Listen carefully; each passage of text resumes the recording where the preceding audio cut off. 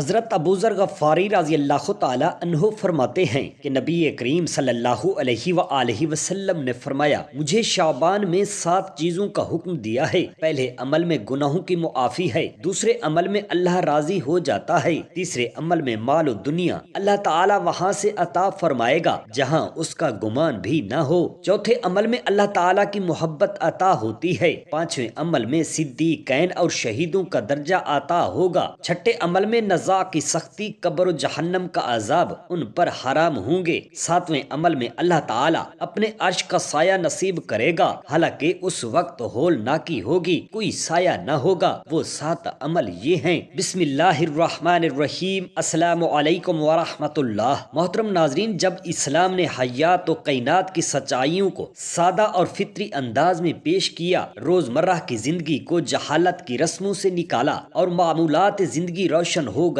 تو دین سحری کی بنیاد ہل گئی، آدمی ہلکا پھلکا ہوا اور تازہ دم ہو کر نکلا تو بحر و بر کی راہیں اس پر آسان ہو گئیں۔ اس لیے اسلام دین سے پہلے سحری جادو ٹونے سے انسان بری طرح پھندوں میں الجھا ہوا تھا، اس کے پھندے کاٹے نہ کٹ رہے تھے۔ پھر کائنات کے خالق نے رحم فرمایا اور اپنے آخری پیغمبر حضرت محمد مصطفیٰ صلی اللہ علیہ وآلہ وسلم کو نازل کیا اور ہزارہا مصیبتیں چھٹ گئیں، اور 43 سال کی جد و جہد میں آدمی کو پروہتوں کے قبائلی سرداروں اور سحروں کی گرفت سے آزاد کیا۔ آج اگر پھر مفاد پرستوں، جعلی پیروں وڈیروں اور جہل پیشواؤں نے لوگوں کو ابدام و وساوس میں گرفتار کر دیا، قبلے کی سمت غلط کر کے انہیں ماضی کی رسوم و قیود میں پھانس لیا ہے، تو پھر اس کا ایک ہی علاج ہے کہ بھولا ہوا سبق یاد دلایا جائے، پھر قرآن سے رجوع کیا جائے، سنت نبوی کی پیروی کی جائے، یہی نجات اور قوت کا راستہ ہے۔ ہم سمجھتے ہیں کہ جو کچھ ہوا ٹھیک ہوا، کام کرنے، آگے بڑھنے اور پروان چڑھنے کے لیے کہیں نہ کہیں سے آغاز کرنا ہی پڑتا ہے۔ اگر آدمی بے حس و حرکت رہتا، عقل و شعور کی آنکھیں بند کیے قدرت کے تماشے دیکھتا رہتا اور گرد و پیش کو سمجھنے کی صحیح یا غلط کوشش نہ کرتا، تو پتھر کی طرح ایک ہی جگہ کھڑا رہتا اور منشائے ازدی کو فوت کر بیٹھتا۔ خالق نے تشویش، تجسس اور تذبذب کو انسانی فطرت میں داخل کیا ہے۔ وہ جو کچھ دیکھتا ہے اس سے اپنا رشتہ دریافت کرتا اور پھر تعلق قائم کرتا ہے۔ وہ ہر چیز کی اہمیت سمجھتا ہے اور اسے کام میں لانا چاہتا ہے۔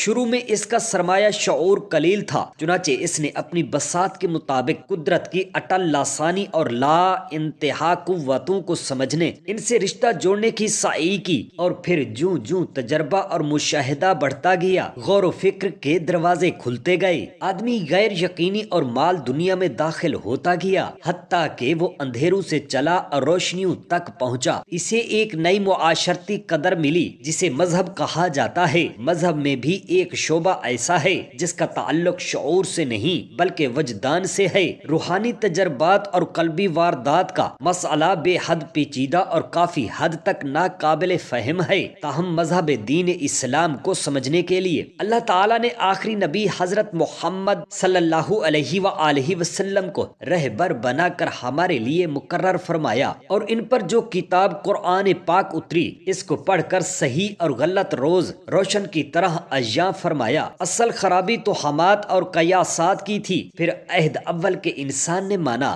حقیقت کو صحیح طور پر نہ سمجھا۔ ہر چیز میں خدائے مطلق نے کوئی نہ کوئی تاثیر پیدا کی ہے، کوئی نہ کوئی وصف رکھا ہے، یہ تاثیر اور وصف انسان ہی کی خاطر ہے، کیونکہ تمام کائنات اس کے لیے معرض وجود میں آئی، اور اسی لیے ہمیں کائنات کی تسخیر کی قوت پیدا ہے۔ جہاں تک راسخ الاعتقاد لوگوں کا تعلق ہے، وہ جادو، عملیات اور ٹونوں ٹوٹکوں کی جہت کے قریب تک نہیں بھٹکتے، لیکن ان لوگوں کا کیا کیا جائے جن میں توہم پرستی بڑی شدت سے موجود ہے، جو ضعیف الاعتقادی کا شکار ہیں۔ دراصل جب غلط تعلیم اور غلط ماحول میسر آ جائے، قوت ارادی اور قوت عمل کمزور ہو جائیں تو ضعیف الاعتقادی ابھر آتی ہے۔ کبھی کبھی مصائب کا طوفان بھی عقل و حواس کو مفلوج کر دیتا ہے، اور پھر آدمی اپنے پروردگار سے برگشتہ اور اوبام میں گرفتار ہو جاتا ہے۔ مذہب کی آمد سے وہ پہلی سی صورت حالی تو نہ رہی، جہاں جہاں مذہب کا عمل دخل ہے وہاں وہاں جادو کا پتہ کٹ گیا ہے اور اسے سرکاری سرپرستی سے محروم ہونا پڑا۔ مذہب نے سحر زدہ لوگوں کے خوف کی ترفیع کی اور اسے خوف خدا سے بدل دیا۔ خوف کی دونوں صورتیں اخلاقی نقطہ نظر سے ایک دوسرے سے مختلف ہیں، پہلی منفی اور تخریبی ہے تو دوسری مثبت اور تعمیری۔ خوف خدا سے مراد یہ ہے کہ آدمی ظلم اور ناانصافی سے دستکش ہو،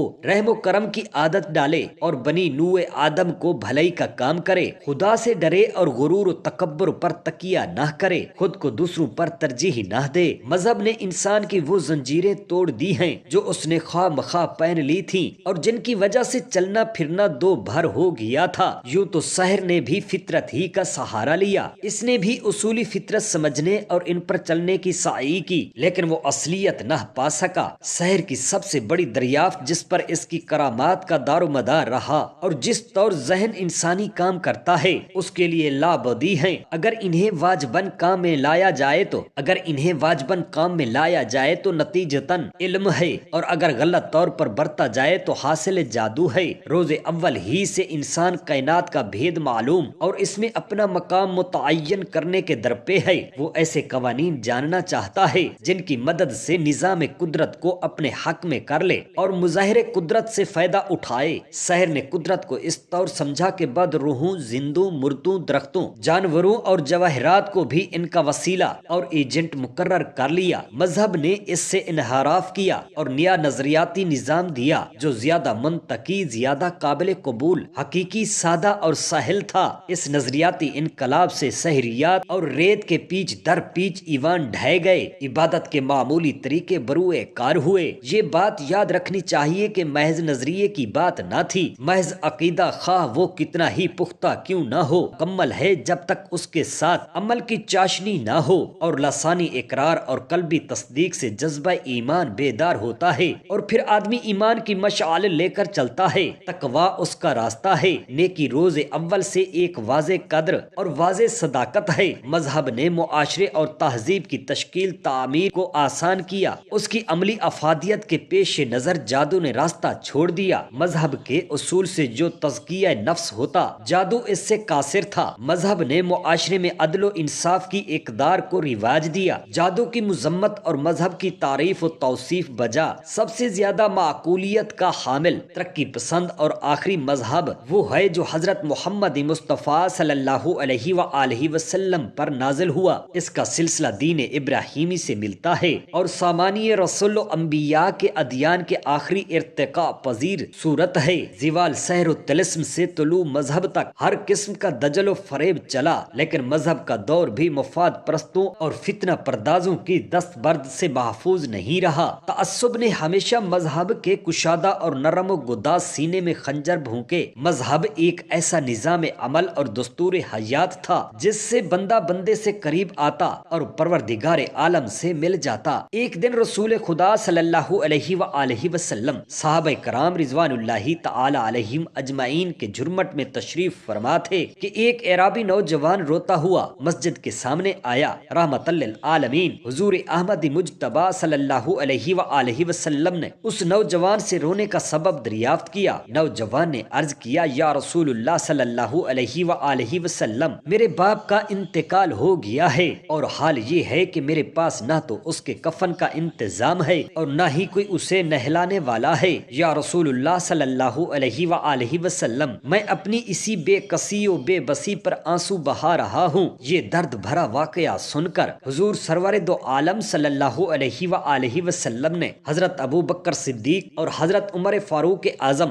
رضی اللہ تعالی عنہما کو اس کام کی انجام دہی کا حکم فرمایا۔ یہ دونوں حضرات میت کے پاس تشریف لے گئے تو دیکھا کہ وہ مرنے والا سیاہ خنزیر کی طرح ہو گیا ہے۔ عبرتناک و حیرت انگیز صورتحال دیکھ کر یہ دونوں حضرات نبی پاک صلی اللہ علیہ وآلہ وسلم کی بارگاہ اقدس میں حاضر ہوئے اور عرض کیا، یا رسول اللہ صلی اللہ علیہ وآلہ وسلم، وہ تو خنزیر کی طرح ہو گیا ہے، اب ہم کیا کریں؟ جب سرکار دو عالم حضرت محمد مصطفیٰ صلی اللہ علیہ وآلہ وسلم نے یہ سنا تو خود میت کے پاس تشریف لے گئے اور دعا فرمائی جس کی برکت سے مرنے والا اپنی پہلی صورت پر لوٹ آیا، اور رسول خدا صلی اللہ علیہ وآلہ وسلم نے اس کی نماز جنازہ پڑھائی۔ پھر جب صحابہ کرام رضوان اللہ تعالی علیہم اجمعین اس کو دفن کرنے چلے تو دیکھا تو دوبارہ وہ سیاہ خنزیر کی طرح ہو گیا ہے۔ تو حضور اقدس صلی اللہ علیہ وآلہ علیہ وسلم نے اس نوجوان سے پوچھا، اے نوجوان، تمہارا باپ اپنی زندگی میں کیا کرتا تھا؟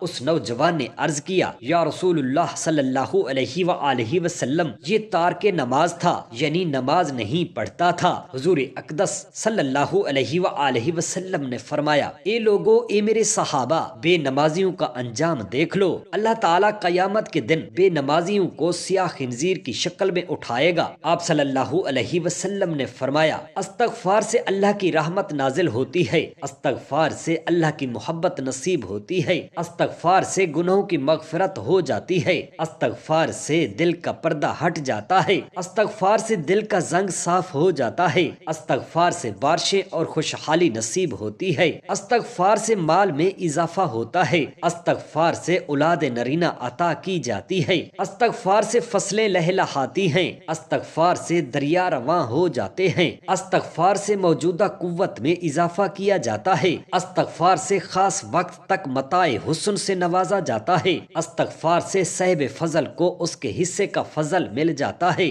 رسول اللہ صلی اللہ علیہ وآلہ وسلم کی 7 وصیتیں۔ حضرت سیدنا ابو ذر غفاری رضی اللہ عنہ فرماتے ہیں کہ نبی کریم صلی اللہ علیہ وسلم نے فرمایا، مجھے 7 چیزوں کا حکم دیا: مساکین سے محبت کرنا، دوسرا اپنے سے کم درجے کے لوگوں پر نظر کرنا اور اپنے سے اونچے درجے کے لوگوں کو نہ دیکھنا، تیسرا مخالفت کے باوجود صلہ رحمی کرنا، چوتھا کسی سے کسی چیز کا سوال نہ کرو، پانچواں حق بات کہنا اگر وہ کڑوی ہی ہو، چھٹا اللہ تعالیٰ کے بارے میں کسی ملامت کرنے والے کی ملامت کی پرواہ نہ کرنا، ساتواں کثرت سے لا حول ولا قوت الا باللہ کا ذکر کرنا، کیونکہ یہ عرش کے نیچے موجود ایک خزانے میں سے ہے۔ جس نے ان 7 اعمال پر عمل کیا، نبی کریم صلی اللہ علیہ وسلم فرماتے ہیں کہ اس کو جنت کی بشارت ہے اور اللہ کریم نے اس کو جنت عطا کرنے کا وعدہ فرمایا ہے۔ سبحان اللہ۔ اللہ تعالی ہم تمام مسلمان بہن بھائیوں کے صغیرہ و کبیرہ گناہ معاف فرمائے اور اپنی رحمت کے صدقے ہمیں بھی جنت نصیب عطا فرمائے۔ آمین یا رب العالمین۔ جزاک اللہ